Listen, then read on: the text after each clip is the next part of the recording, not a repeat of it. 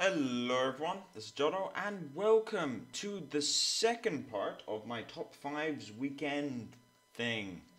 Now yesterday we did top 5 cards that got a little bit way too much hype moving into Goblins vs. Gnomes. This episode we are doing the reverse. We are doing the cards that got very little hype compared to what they actually performed. Now, going into this list, I discovered that narrowing it down to 5 was almost impossible, so I think I've got a top 6 or something. And there's also a ridiculous amount of special mentions and honorable mentions.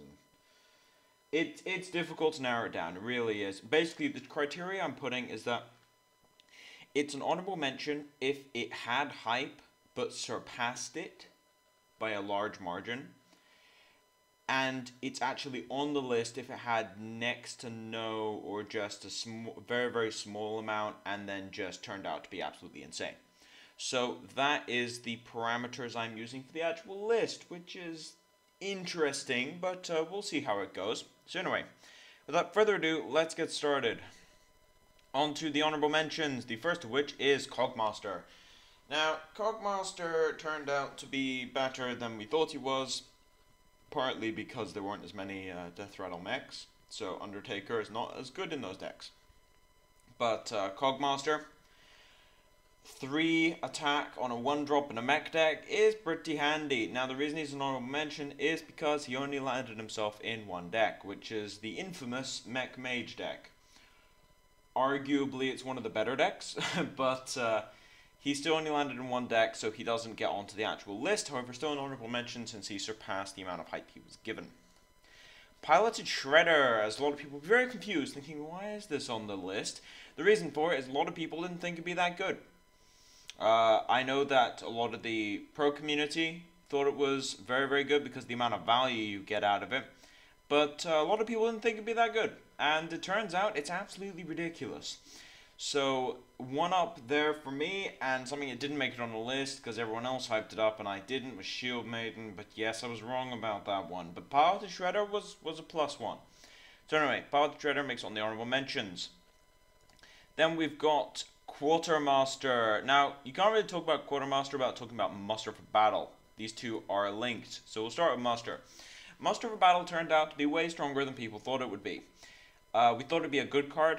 It turns out it's actually just insane, and beating turn 3 Muster for Battle is not easy if you don't have specific cards in your hand.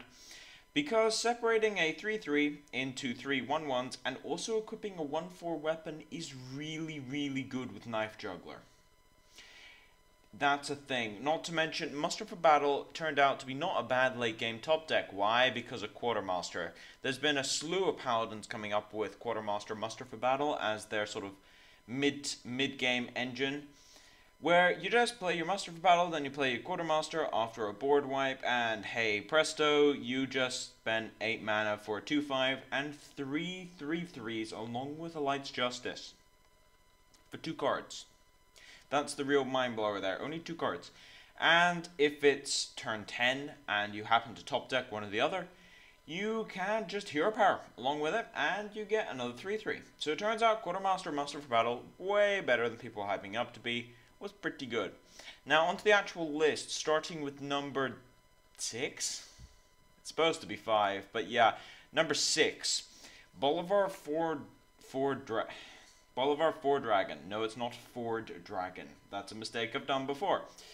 Bolvar Fordragon. I hate this guy's name. I love the character in World of Warcraft, but I just can't get around the name. But anyway, this guy was hyped up to be one of the worst cards in the entire set. It turns out he is not one of the worst cards in the entire set. He's not fantastic, but he makes his way into the later game Paladin decks, the mid-rangey and control ones. Why? Because he is a threat that you just play late in the game as an 8/7, or largest I think I've seen is 13/7. That's the biggest I've seen. But he's weak to Silence, he's weak to Big Game Hunter, but the same Paladin deck is also running things like Sneed's Shredder by the logic of if you have enough stuff that they have to hard remove, then they run out of it.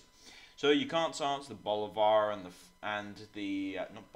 Bolvar and the Tyrion and the Sylvanas and the Cairn, and you can't BGH the Bolvar, the Ragnaros. It gets ridiculous. There's just so many big threats in that deck that they just overwhelm you. It's kind of like how Control Warrior can get away with running so many BGH targets. They just overwhelm it. So Bolvar turned out to be way better than people thought he would be. He's not game-breaking by any point. That's why he's at the bottom of this list. But I felt as if he did make enough of an improvement to actually get on it. Now, number 5, it's weird going into number 5, is Unstable Portal. Now, Unstable Portal, this is the funny thing. When Unstable Portal was spoiled, people think, oh my god, it's Farsight. It's terrible. No one ever liked Farsight, ever. It's the worst effect in the world. And same thing happened with Colpet. As it turns out, 2 mana is way better than 3. Not to mention it reduces by 3 instead of 2. If it reduced by 2, it wouldn't be good. However, it reduces by 3, which is important. And it means you can play anything for 3 or less mana immediately, which is the majority of things you're going to be getting most of the time. But you can get things from other classes. Now, the only time you get completely messed over with Unstable Portal is 1-drops, and that is the reason why it's not universal in every mage deck. Because certain players, I am kind of in the middle of this, I'm like in the gray zone between these two groups, but some players hate RNG and can't deal with it, and they just don't like dealing with it ever, and Unstable Portal is really, really bad for them. Because even though they win a lot of games with it, they also lose some games to it. And it's that sort of element which they don't want to have in their deck because it takes away power from their decision making. However, there's other players who are thinking, yeah, I've done the percentages here. And it turns out Unstable Portal will give you something absolutely insane more times than it will lose value. Why? Because it only costs 2 mana. Something else, this has turned out to be absolutely broken in Arena, so if you see it, pick it. It's just ridiculous. But in Constructed, it kind of has turned out to be a, is it broken, is it not broken?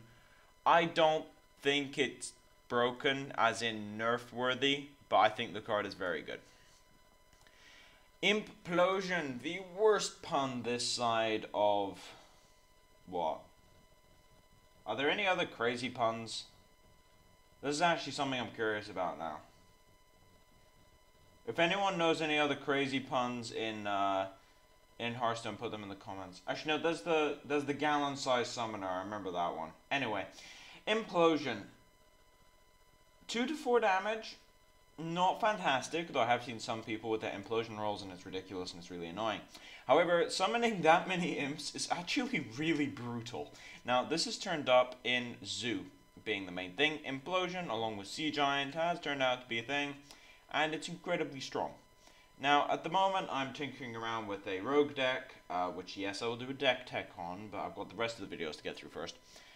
And that is one of the only decks that can deal with double Implosion. Well, why? Because Fan of Knives, that is it.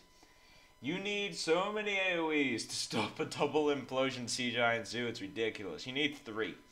Basically, you need 3 or 1,000,000 bits of spot removal. That's basically how that works, because Implosion just kills a guy and then makes a bunch of 1/1s. And it turns out that's a massive tempo swing. If you have a Knife Juggler on the board, that's just insane. And if you have a Demon deck, this has happened. If you have a Demon deck, then you can, yes, you can go Implosion into Mal'Ganis, and then your opponent concedes. So there are a couple things you can do with Implosion. The point is that a lot of people won't think it would be that good, and it turns out it is very good. Not good enough to make it into control decks, but good enough to make it into aggro decks, and the bar when it comes to Warlock aggro decks is actually pretty high because they can make use of every single neutral card better than any other deck. So Implosion, very good card. Neptulon. Arguably got a criminally low amount of hype moving into GvG. Why? Because the word Murloc is on it. Yes, if you put Murloc onto any card, it immediately becomes bad in the sight of most Hearthstone players. Now, we actually did we went over Neptulon.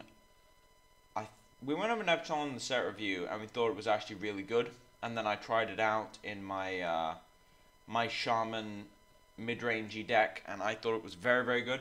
And it turns out it's in pretty much every Shaman mid-rangey deck now. It's apparently in 30% of Shamans, but that's Hearthstone statistics, and those don't really matter that much. But yeah, Neptulon is used in a lot of decks. You don't see him that often, although I think that's part of the whole... It's part of the whole there just aren't enough Shaman to see him a lot. But yeah, he's a very, very good card. Just Shaman's on a bit of a low right now. Which is interesting because it's a mix of Priest, Handlock, and Warrior. Bad against Priest, very good against Warrior. Depending on the build, good against Handlock. So Shaman, I think, has a way of breaking out and kind of doing something crazy right now, but someone needs to find a good build. There's a couple out there. Some people are running Shaman builds, but Neptulon is the draw engine behind a lot of them.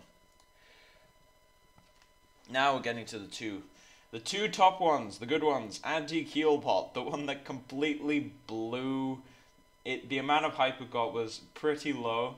People think, yeah, one of and Shaman, maybe, yeah, they need some life gain. No, double in Handlock, one of in Shaman, sometimes two. I've seen some in Rogue, some in even Mage. I've seen some ridiculous decks with anti-healbot. It turns out 5 mana 3/3 with heal 8 is pretty good. It's just a really good card. As it turns out, if you need healing, you jam healbots, because it's actually better at healing than class cards. It's kind of amusing if you think about it that way, but it is. I've seen it in Paladin instead of like Holy Light, which makes sense. Holy Light was never that good. But yeah, anti-healbot's absolutely insane. But the fact that it's just better than some class healing cards is just amusing to me. Like, it's better than Healing Touch by far. Just by far. 2 extra mana and you get a 3/3. That's pretty important, because it means it affects the board. So anti-healbot turned out to be way stronger than people actually thought it would be. However, it is not the top of the list, because there's one above it that literally blew the hype out of the water. Probably with a couple of boom bots. Dr. Boom. Dr. Boom got next to no hype. It was all on Trogzor as the 7-drop. Yes, Trogzor is the best 7-drop ever. We talked about this yesterday. But yes, Trogzor got all the hype, all of it. And then Boom was just like, no, I'm going to wait. I'm going to wait. And then 2 weeks later, someone tried Boom and beat everyone with it. And then they tried Boom and beat everyone else with it. And now everyone's running Boom. Yep, it turns out he was probably the chase card from the set. And if I make a top 5 like best cards from GvG, which I may get an overdose in top 5s by the end of this, but he's probably going to be on it, because Dr. Boom was just absolutely insane. The funny thing about Dr. Boom is that, yes, he's bad against Big Game Hunter, but unlike every single other thing in the game that has more than 6 attack, he doesn't just get Big Game Hunter and you're like, ugh. Why? Because you're probably playing Rag in the same deck, or some of the BGH target, and also these 2 little 1/1s are left, and they blow everything up. They really do. Dr. Boom has done spectacular things for me, like give me wins that I had absolutely no entitlement in getting, like rolling 4 damage to hit them twice in the face when they had a full board. That has happened. I got added by my opponent after the game, and he was very angry. So, yeah, that has happened. And it does lead to some absolutely stupid situations that just shouldn't happen. I mean, I have seen people just play badly around Boom, because quite frankly, playing correctly around Boom when he's on the board, if you have a board, is pretty difficult. It's actually kind of like playing around Sylvanas, only he hits harder. That's kind of what it reminds me of. +1 mana, and you get a similar effect, not quite as swingy as Sylvanas, but it's also a 7/7. So yeah, Dr. Boom has a massive impact on the board when you play him, and it turns out he has literally blown all the other 7-drops out of the water. So as I said, Trogzor yesterday was hyped up to be absolutely insane, and he turned out to not be that good. Not because he's not good, but because Boom is just better. It's like, if you want a 7-drop, you're on Boom. Why? Because Trogzor is bad against Boom. That's basically what happened there. And that's basically what happens to all the other 7-drops. I mean, Baron Geddon is still seen playing Control Warrior. And there's Antonidas and things like that. But all the other 7-drops that are seeing play right now are either super specific role-wise, or have a unique effect on them. So super specific would be like Antonidas, because he gives you fireballs and it's like a unique effect. But Baron Geddon is just the continuous board wipe, so it's very, very unique and very utility-wise very helpful. But if you want a value 7-drop, you can't really go wrong with Boom. He's kind of like, I mean, Neptulon is a value 7-drop. But I have seen Shaman decks running Neptulon, Boom, and then like something else for late game. And it just means that they have 2 7-drops that absolutely give massive amounts of value. I mean, just to give you a perspective here, Dr. Boom is so good he sees play in Druid. 7-drops don't see play in Druid. They just don't. Why? Because double Ancient Allure, and if you want extra 7-drops, you have Ancient of War. So Druid is like stocked to the brim with 7-drops. But, yep, Dr. Boom sees play in there. So it turns out, wasn't given much hype, and was absolutely insane in the end. And so he tops out my, pretty much most underhyped cards moving into GvG. As it turns out, he was absolutely ridiculous. But anyway, thank you all for watching. If you like the content, please subscribe. If you have any feedback, put it in the comment section below. But as for now, this is Jotto, signing off.